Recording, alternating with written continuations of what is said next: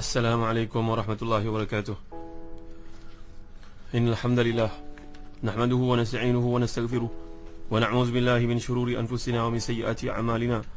Man yahdihillahu fala mudilla lahu wa man yudlil fala hadiya lahu. Wa ashhadu an la ilaha illallah wahdahu la syarika lahu wa ashhadu anna Muhammadan 'abduhu wa rasuluh. Ya ayyuhalladzina amanu taqullaha haqqa tuqatih wa la tamutunna illa wa antum muslimun. يا أيها الناس اتقوا ربكم الذي خلقكم من نفس واحدة وخلق منها زوجها وبث منهما رجالا كثيرا ونساء واتقوا الله الذي تساءلون به والأرحام إن الله كان عليكم رقيبا يا أيها الذين آمنوا اتقوا الله وقولوا قولا سديدا يصلح لكم أعمالكم ويغفر لكم ذنوبكم ومن يطع الله ورسوله فقد فاز فوزا عظيما. Amma ba'd. Saudara penerbit dan bersama Hadi Syarudin, saya mendengar ini mereka Allah sekalian. Alhamdulillah, syukur kita kepada Allah Subhanahu wa taala.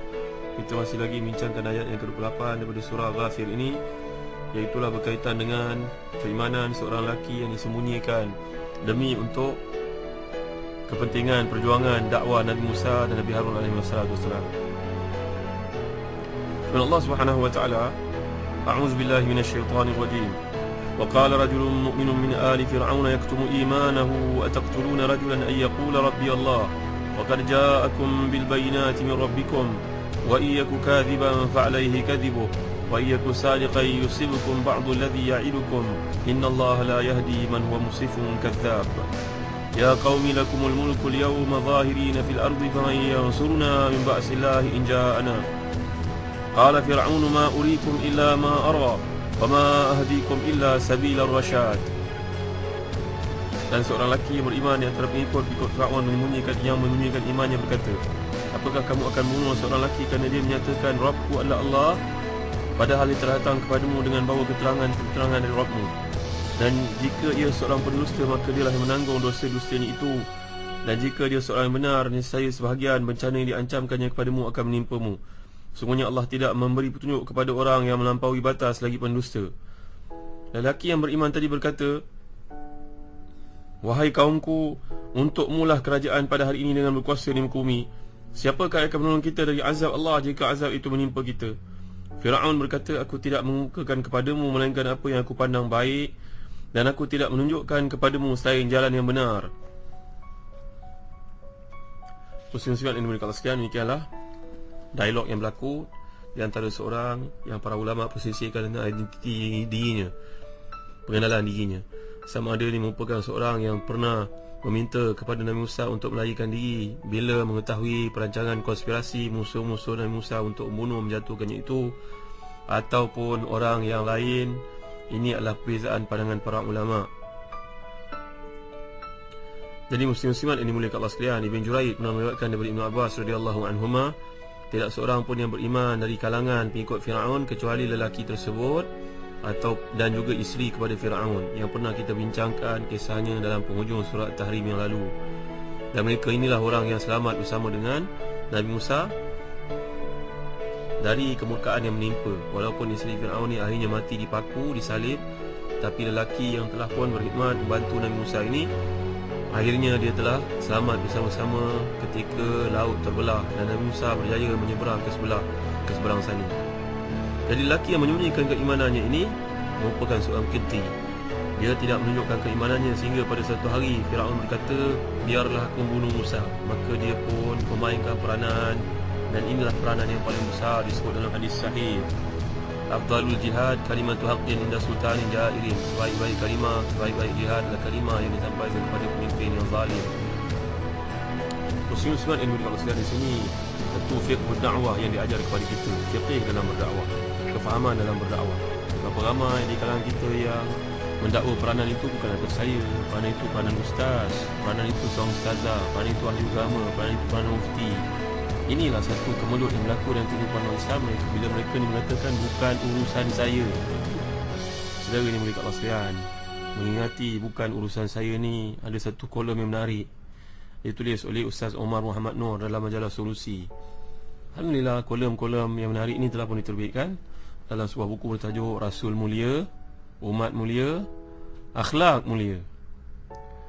Buku yang bertajuk Rasul Mulia, Umat Mulia, Akhlak Mulia ni 3 rangkap ni tuan-tuan, mengemukakan kisah pada abad yang ke-11 Hijrah.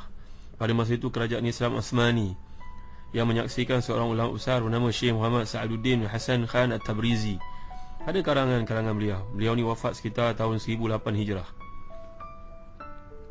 Ketinggian ilmu dan kekuatan hafazannya menjadi sumber kekaguman semua ulama pada waktu itu.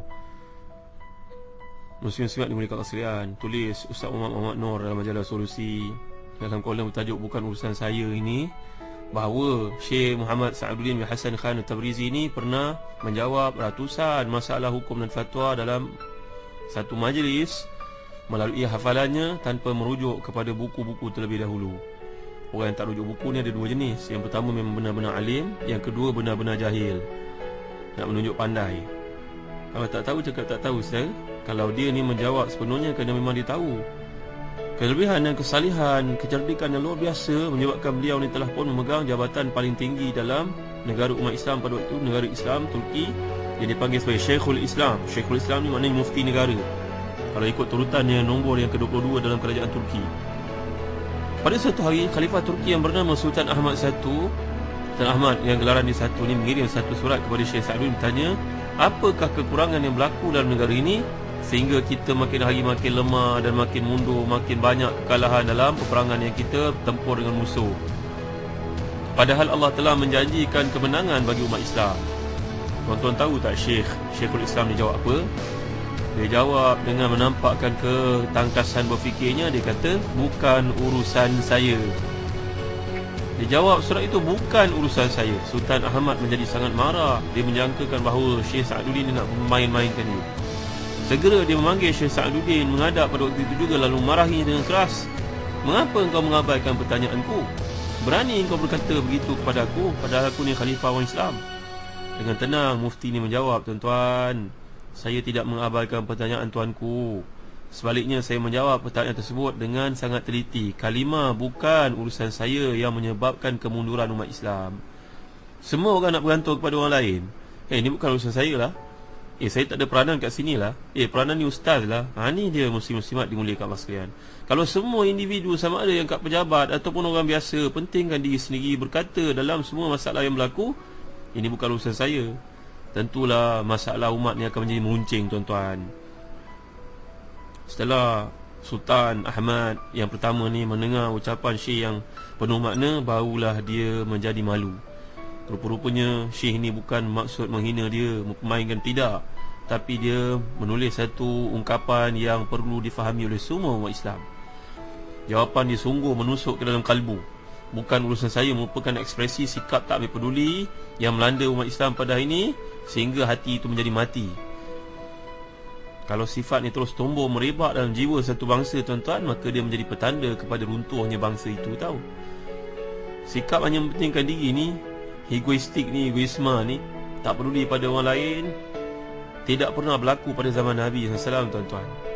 Baginda mengajar agar setiap individu dan masyarakat bersimpati terhadap individu lain, sehingga Nabi bersabda, taral mu'minina fi tarahumihim wa tawaddihim wa ta'atufihim kamathalil jasadil wahid idza ishtaka 'udwun tada'alahu sa'irul jasad bis-sahari wal humma.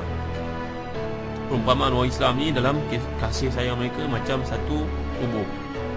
Kalau satu menderita sakit, maka seluruh tubuh tidak akan dapat tidur kerana demam ataupun kerana penyakit, tidak boleh tidur malam.